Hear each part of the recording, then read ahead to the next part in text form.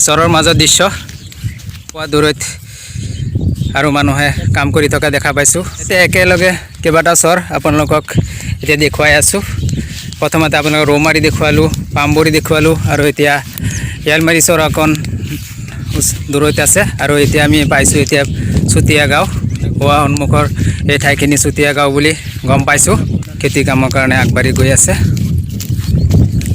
এই মহিলাসকলে জলকীয়া তুলি আছে দেখা পাইছোঁ হোৱা দূৰত। এয়া মূলা খেতি চাওক, সৰু সৰু হৈ আছে। এয়া আকৌ এটা সৰুকৈ নলা পালোঁ আৰু নলাটোৰ এইখিনিয়ে চুতীয়া গাঁও। এতিয়া আমি আৰু অকণ আগুৱাই যাম। চাওক অতি ধুনীয়া দৃশ্য এইবিলাক। সেইখিনি অকণ দেখুৱাব খুজিছোঁ। হোৱা জলকীয়া তুলি আছে মহিলাসকলে দেখা পাইছোঁ। আমি আৰু অকণ আগুৱাই যাব খুজিছোঁ আৰু এইখিনি হৈছে চুতীয়া গাঁও। বলক আমি আগুৱাই যাওঁ। ডাঙৰ ডাঙৰ হৈছে, বহুত জ্বলা এইবিলাক। বহুতখিনি মাটি মাইক্ৰ জলকীয়া কৰিছে তেওঁলোকে, চৰাঞ্চলৰ মানুহে। এয়া চাওক জুপুৰি ঘৰ, এয়া চৰৰ সৰু গোহালি। হৈছে চুতীয়া গাঁও চৰ। ইয়াতে এখন আধাৰশিলাৰ ফলক লগোৱা আছে, আপোনালোকক দেখুৱাইছোঁ। কলগছ ৰোপণৰ কিবা আছে, আপোনালোকক দেখুৱাইছোঁ। বেঙেনা খেতি কৰিছে তেওঁলোকে। চাওক চৰৰ দৃশ্যসমূহ আপোনালোকক আজি অতি ওচৰৰ পৰা দেখুৱাবলৈ বিচাৰিছোঁ। আৰু হোৱা খেতিয়ক দাদা বন্ধুসকলে কাম কৰি আছে। এয়া লাও খেতি আপোনালোকে চাওক কিমান ধুনীয়াকৈ কৰিছে। এয়া চাওক বন্ধাকবি খেতি, চৰৰ মানুহে ইয়াতে খেতি কৰিছে। চৰাই উৰি গৈছে, কিমান মনোৰম দৃশ্য, বহুত বহুত ধুনীয়া। এয়া চাওক চৰাই উৰি যোৱা দেখিছোঁ। শালিকাই মাতিছে। এয়া কেইবাজনো দাদাই কাম কৰি থকা দেখিছোঁ। আহক আমি তেওঁলোকৰ পৰা কিছু মতামত গ্ৰহণ কৰোঁ। তেওঁলোকে খেতি কৰি পেলাই কেনেকুৱা পায়। আসসালামু আলাইকুম দাদা, আপোনালোকে কি কৰি আছে? কি কৰি আছে দাদা? কাম কৰি আছো। এইটো বন্ধাকবি খেতি নেকি? বন্ধাকবি খেতি কি কৰিম এতিয়া, দুখীয়া মানুহ এইটো কৰি খাব লাগিব। ব্ৰহ্মপুত্ৰই বহুত ক্ষতি কৰে ন? বহুত ক্ষতি কৰি আছে। এইবাৰো কেনেকুৱা লোকচান হৈছে আপোনালোকৰ? বহুত লোকচান হৈছে। এতিয়া ক'বলৈ পানীও খাই গৈছে আৰু ভাঙি আছে। ইয়াতে কিমান বিঘা মাটিত আপোনালোকে কাম কৰি আছে? এইটো মানে বেছি নহয়, এতিয়া যিমানখিনি 1-2 বিঘা আছে এতিয়া মানে খেতি কৰি খাই আছো আৰু। আপোনাৰ পৰিচয়টো জানিব পাৰিমনে? আপোনাৰ নাম? মোৰ নামটো আব্দুল ৰেজাক। আৰু আৰু এজন দাদা আছে, সকলোৰে পৰিচয় লওঁ। আপোনাৰ নাম? ফৈজুদ্দিন। আপোনাৰ? শহীদুল ইছলাম। আৰু দাদা আপোনাৰ? আইজুল। আপোনাৰ? হৰমুজ আলী। আৰু দাদা আপোনাৰ? খাইৰুল ইছলাম। সকলোৱে কাম কৰি আছে দেখিছোঁ আপোন মানে। আৰু একেলগে ইমান ধুনীয়াকৈ একেলগে কাম কৰা দৃশ্য সচৰাচৰ আমি দেখা নাপাওঁ। আপোনালোকে এনেকৈ একেলগে কাম কৰিলে মনত কেনেকুৱা আনন্দ নিশ্চয় অনুভৱ হয়? ভালে মানে যেতিয়া একেলগত কাম কৰাটো মানে ফূৰ্তি অলপমান। অকলে কাম কৰিলে মানে মনটো বেয়া লাগে।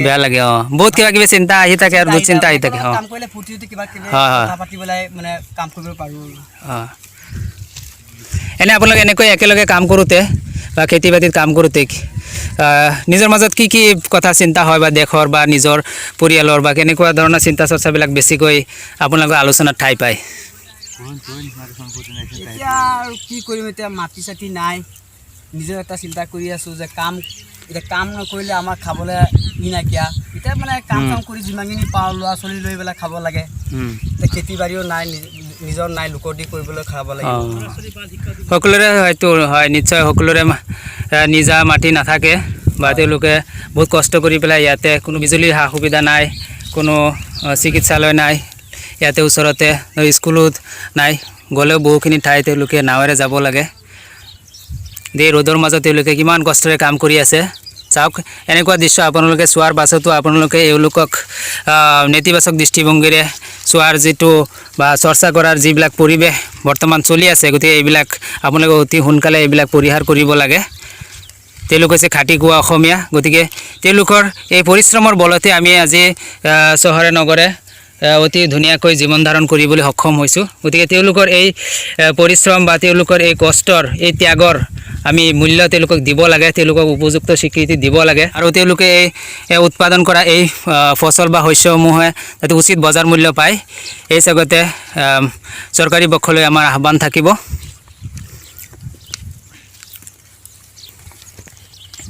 চেনি লৈ পেলাই কাম কৰি আছে দেখিছোঁ, এই দুবৰি বন এইবিলাক তেওঁলোকে চিকুণাই আছে। আৰু আমাৰ এইজন দাদাক দেখিছোঁ অতি ধুনীয়াকৈ সেউজ চোলা পিন্ধি পেলাই কাম কৰি আছে, একেবাৰে সঁচাকৈয়ে যেন আদৰ্শ কৃষক যেন লাগিছে। গতিকে আমি তেওঁৰ পৰা অকণ জানিব খুজিছোঁ, আপোনালোকে এনেকৈ কাম কৰোঁতে গামোচা বা এইবোৰ পাগুৰি মাৰি লয়, কিয় বান্ধি লয় এইবিলাক? এইটো ঠিক এটা যুক্তিৰ কথাই কৈছে। আৰু এনেও আপোনালোকৰ ভালো লাগে চাগে এনেকৈ বান্ধি ল'লে? যেতিয়া ফচল উৎপাদন হয় বা আশা কৰা মতে হয় তেতিয়া কেনেকুৱা লাগে?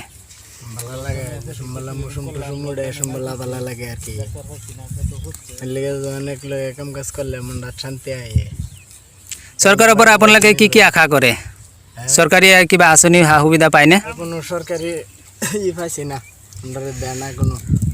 আপোনালোকে যিখিনি উৎপাদন কৰি আছে সেইখিনিৰ উচিত মূল্য পাব লাগে, সেইটোৱে আপোনালোকৰ নিশ্চয় দাবী থাকিব। হয় হয়, তেওঁলোকে এইটো বিচাৰিছে যে তেওঁলোকে যিখিনি উৎপাদন কৰে বেলেগ কিবা আঁচনি সা সুবিধা দিয়ক নিদিয়ক, কিন্তু যিখিনি তেওঁলোকে নিজে খাটি পৰিশ্ৰম কৰি যিখিনি ফচল উৎপাদন কৰে সেইখিনিৰ উচিত বজাৰ মূল্য তেওঁলোকক দিব লাগে, এইখিনিয়ে তেওঁলোকৰ আহ্বান। দাদা, আপোনালোকে ইয়াতে চহৰত বহুত কষ্ট কৰি পেলাই জীৱন জীৱিকা চলাই আছে, আপোনালোকে কি কি সমস্যা অকণ সেই সম্পৰ্কে ক'ব নেকি? সমস্যা মানে আমাৰ এতিয়া দুখীয়া মানুহ, আমাৰ মিয়া মানুহ কাম কৰা সুবিধা নাই। এতিয়া মানে যিকেইটা খেতি আছে সেইকেইটা আমাৰ কৰি খাই আছোঁ। হ'লেও এতিয়া আমাৰ মানে কাম নকৰিলে এতিয়া আমাৰ চৰকাৰে কিবা এটা সহায় নিদিয়ে। আমি গ'লেও গৈ পেলাই চাওঁ যে এটা আমাৰ কিবা এটা চাবলৈ প্ৰাপ্তত আছোঁ, তেতিয়াও নিদিয়ে, কয় তোমাৰ নহ'ব, এতিয়া নাই বস্তু, এতিয়া পিছত আহিলে দিম। এনেকৈ কৰোঁতে মানে বহুত দিন গ'লগৈ আৰু দিয়া নাই আমাক। এতিয়া কি কৰিম? এতিয়া লোকৰ আশাত বহি থাকিলে আমাৰ লাভ নাই। এতিয়া নিজেই মানে খেতি বাৰী কৰি পেলাই এতিয়া লোকৰ কাম কৰি খাই আছোঁ, ল'ৰা ছোৱালী খুৱাই আছোঁ, নিজৰ মানে পেটটো চলাই আছোঁ। কি কৰিম এতিয়া, কৰিবৰ ৰাস্তা নাই। এনে আৰু কি কি আপোনালোকে সমস্যাত ভুগি আছে যিবিলাক অতি সোনকালে আপোনালোকে এই সমস্যাসমূহৰ পৰা মানে ৰক্ষা পাব খোজে? এতিয়া মানে আমাৰ ইয়াতে অঞ্চলত এতিয়া পানী বেছি, পানীৰ কাৰণে আমি কিবা একো কৰিব নোৱাৰোঁ। এতিয়া অলপ মানে টান জেগাত যিমানখিনি আছে সেইখিনি মানে আমাৰ ঘৰ বনাই ৰৈ আছোঁ আৰু কি কৰিম এতিয়া, উপায় নাই আমাৰ আৰু। হয়, বান আৰু এই গৰাখহনীয়া সমস্যা আমাৰ জ্বলন্ত সমস্যা, ভাঙি চব লৈ গুচি গৈছে। এতিয়া যি অলপ মাটি অকণমান আছে কিন্তু ওখ জেগাতেই আমি ৰৈ আছোঁ আৰু কি কৰিম, উপায় নাই। এতিয়া কি কৰিম আৰু মানে আৰু এতিয়া মানে আছে বৰ্তমান। এতিয়া যিখিনি মানে কাম কৰিবলৈ মানে ল'ৰা ছোৱালীক পঢ়াবলৈ চেষ্টা কৰি আছোঁ, পৰা নাই। মানে যিমান মানে কৰিব পাৰিম ইমানখিনি কৰিব পৰা নাই এতিয়া। মানে এতিয়া ল'ৰা ছোৱালী চৰকাৰৰ পৰা এতিয়া কি কি আশা আপোনালোকৰ? এতিয়া মানে চৰকাৰে যদি এতিয়া কিবা এটা বা দিয়ে বা যে ইমান ল'ৰা ছোৱালীক যদি পঢ়িবলৈ সৰকাৰ নাই যদি এতিয়া কাম কৰি খোৱা মানুহকেইটাই মানে কিবা এটা সহায় দিলে ল'ৰা ছোৱালীক পঢ়িবলৈ পৰা হয়। হয় দাদাই বহুতখিনি মনৰ বেদনাৰ কথাখিনি আমাৰ আগত প্ৰকাশ কৰিলে, আৰু যিসকলে এই ভিডিঅ'টো চাইছে তেওঁলোকে আপোনালোকৰ চিনাকি বা বন্ধু বান্ধৱী বা আপোনালোকৰ আত্মীয় স্বজনলৈ এই ভিডিঅ'টো শ্বেয়াৰ কৰিবলৈ একেবাৰে নাপাহৰিব। আৰু এই সুযোগতে আপোনালোকেও এনেকুৱা অঞ্চল পৰিভ্ৰমণ কৰক, তেওঁলোকৰ দুখৰ সামগ্ৰী হওক, এই কামনা আমি কৰিছোঁ। তেতিয়াহে আমি সকলোৱে একেলগে হাতে হাত ধৰি পেলাই আগুৱাই যাব পাৰিম, নহ'লে একেলগে আগবঢ়াৰ যি এই শ্লোগান চৰকাৰে দিয়ে সেয়া সদায় বুমেৰাং হৈ থাকিব। এয়া চুতীয়া গাঁৱৰ দৃশ্য, আৰু সৌৱা দূৰণিত অকণ জুম কৰি দেখুৱাব খুজিছোঁ ব্ৰহ্মপুত্ৰ নৈ, আৰু তাৰ সিপাৰে আছে ধুমকৰা। গতিকে আমি এইফাললৈ আগবাঢ়িম। আজিলৈ ইমানতে সামৰিছোঁ। আপোনালোকে চাই থাকক আমাৰ চেনেল অপেন স্কাই।